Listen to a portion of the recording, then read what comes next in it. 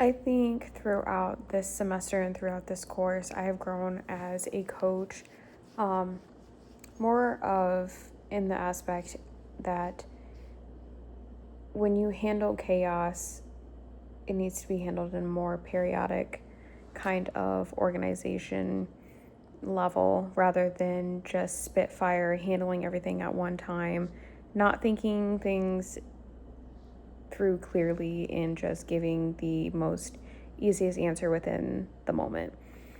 I think looking back on it and reflecting that that's unacceptable.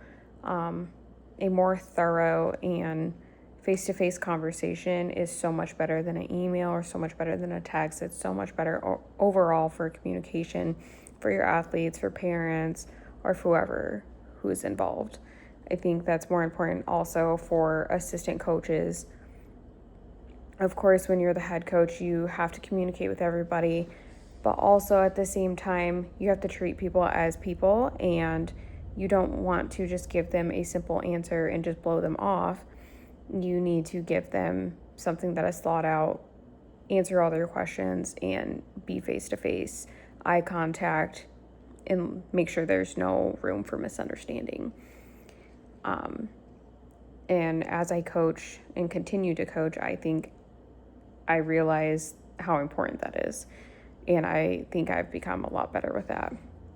The lessons and assignments that I really like the most that helped me influence or that did influence my development as a coach was module number 6, module number 6, as well as module number 7.